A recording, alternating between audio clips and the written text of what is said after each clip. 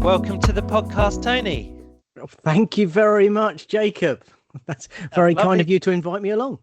Yeah, lovely to see you. But one of the first questions we normally ask is just for you to introduce yourself and some of your background. So I'm Tony Fish, and actually my background is nowhere near as interesting as the physical background behind me, which kind of like gives away a big chunk of my life, which is I'm an engineer, always built into me, I suppose, through my granddad and my dad.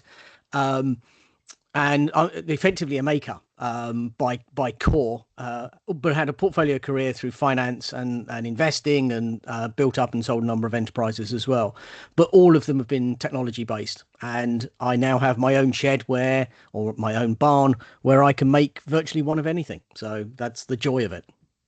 Brilliant. I mean, when I first saw your background, it kind of the word that popped into head was Maker Lab. That was something that you were involved with, wasn't it?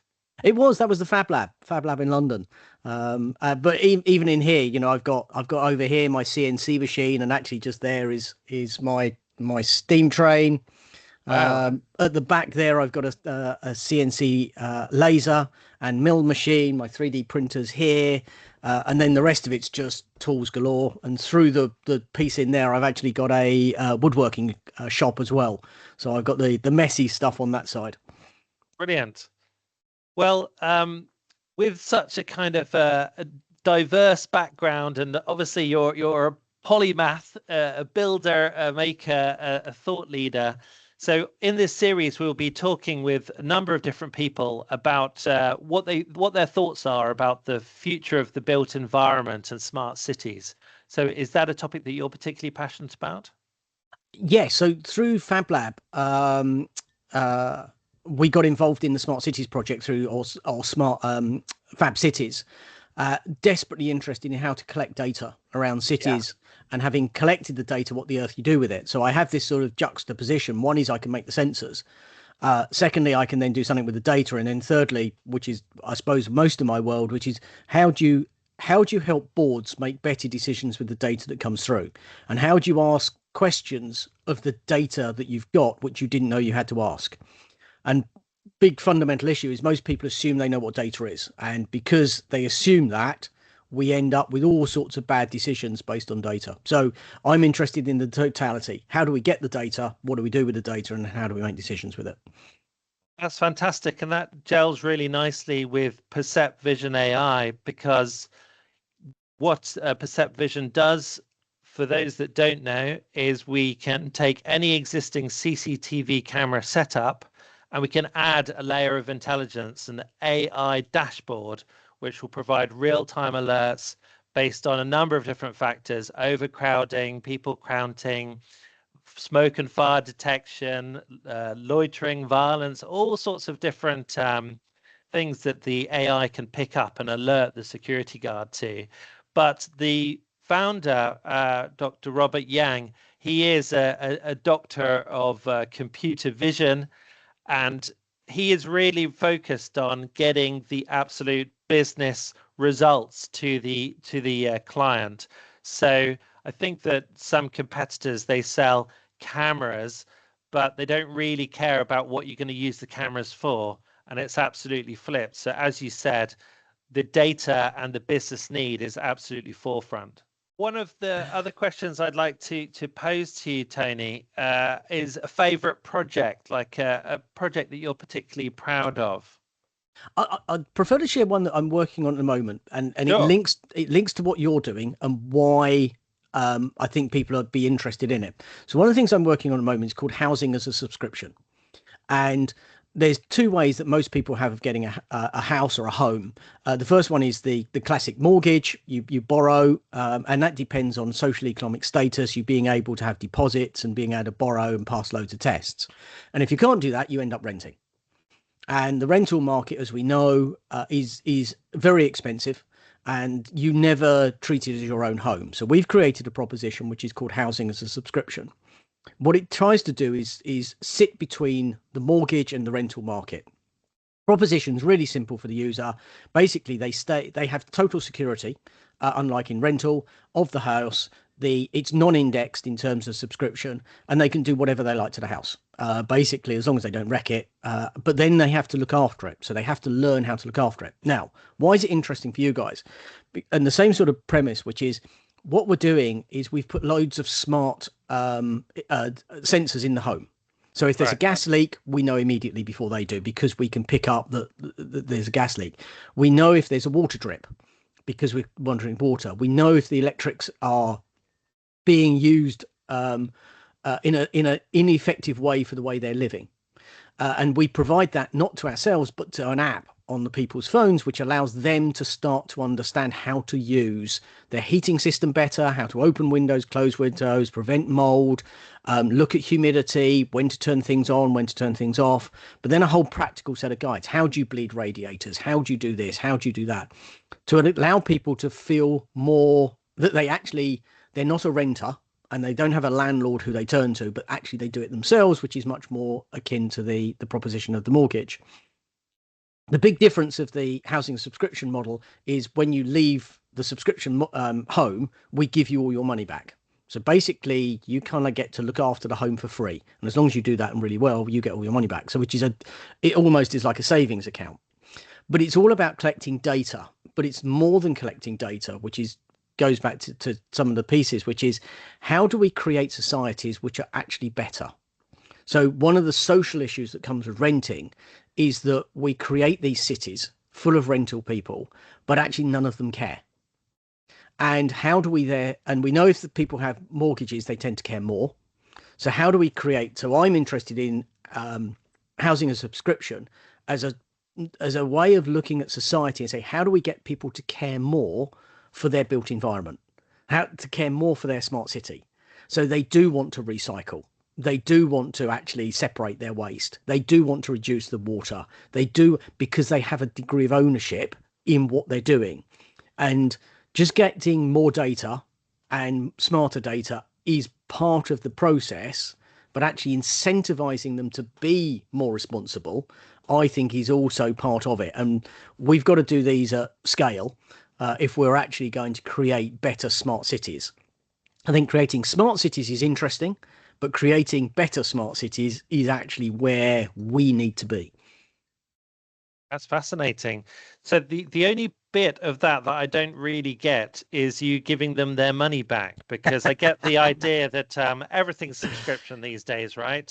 Whether it's Netflix or whatever it might be, HP printers, everything's on a subscription model. So housing as a subscription absolutely makes sense. But why would you give them their money back at the end? So the vast majority of the world was sold a lie. And the lie was really, really simple, which is housing is the best investment you can make, which is an absolute lie. Warren Buffett's told you forever that that's a lie, but we always believe it. And you're told to go and get a mortgage, which is the best way of getting your home. Now, the reality is the mortgage, what that gives you is something which rental doesn't, which is security. And what I mean by security is not safety. I mean security of your house. As long as you pay your mortgage, you cannot be chucked out of your home, and you have the freedom to do what to your home as you please. And the difference with the rental problem is that you can't do that. So we've solved that problem, saying we want to give you security.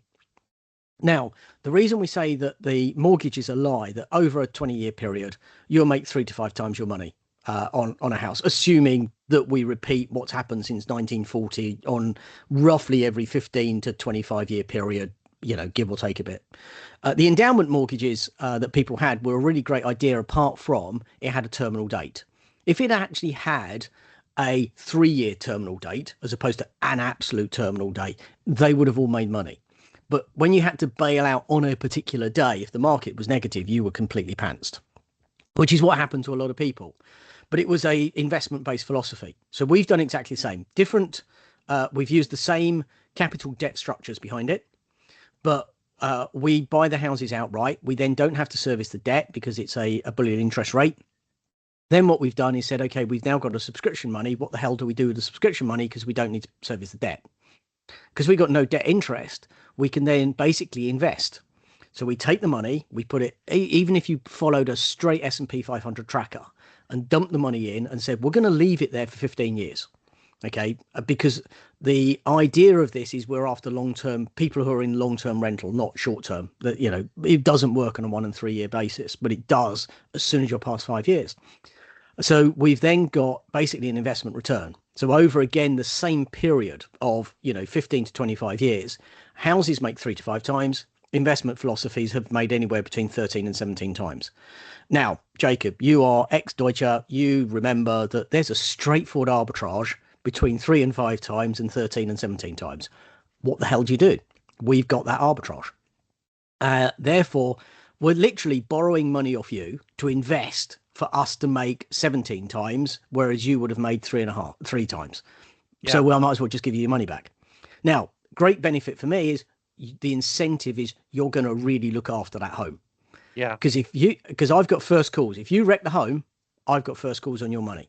If you want to get all your money back, fripping look after it, make it your own, look after the garden, look after the gutters. When the dishwasher goes wrong, repair it, hand the home back, literally, you know, as a pristine model with the next person come in, and guess what? You get 100% of your money back.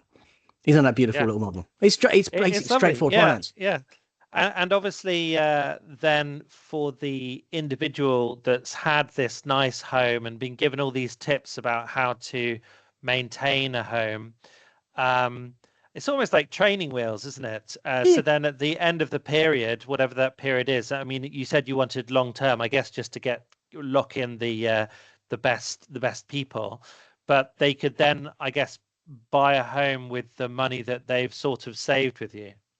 We make no judgment to what they want to do with it. If they want to go on a holiday, go. And why they have to move out, you know, unfortunately, you know, parents die, you have to move closer to another parent, kids change schools, you have more children, parent needs to move in with you. There's a million reasons people move. Jobs move. You know, we make no judgment to why you need to come out of the subscription or why you want the money back. And some people might just want to save for 5 years so they can go on a massive holiday. We're not going to make a judgment. So it's but we are after people who are trapped in what is the long-term rental market, because they're the people who really suffer. Why is this good for the economy as well as as you know, places like the UK, Australia, America? Is the reality is the rental market guides money to certain investors, but actually what it doesn't allow is the economy to grow. And what we're trying to do is create an economy of growth, which this growth takes long term. And we're currently looking at world governments who believe they can turn growth around in 3 years. It's like you've got to have a 20-year plan for growth. You cannot get short-term growth. It just doesn't work. So how do we get some things in place, which means that the next generation are going to benefit rather than us? Because if you can create this sort of environment, what you're actually allowing is more disposable income to be able to be spent, which allows for the acceleration. You know all the economics and how it works, what you're after, the acceleration of money. And if you can do that, hey, you've solved a fundamental problem, which is how to have a housing market which underpins our economy with growth. Yeah. Fascinating. So the last question I had for you is kind of passions and inspiration. So what inspires you? I'm already going to guess everything, but what inspires you and why? People who are curious always inspire me. And I try to always, you know, be surrounded by people who ask questions which challenge me, ask questions I didn't even know I had to ask, and remain fundamentally curious. So when I ask a question, they don't try and answer the question, they try and work out a better question, because they're the things I think that push us forward. You know, there's this whole great adage, you know, what problem are you solving? Actually, I'm not interested in what problem I'm solving, because actually it means the whole problem's been defined and bounded. And I'm much more interesting is what's tomorrow's problem, which I haven't even seen today. Yeah. Well, we need more free thinkers like you, Tony. You're there, Jacob. Come on. We're all part of a community. So yeah. Well, thank you so much for your time today. Oh, thank you for inviting me, and thank you for inviting me to share a bit of my story. Brilliant. Thanks, Tony. Bye for now.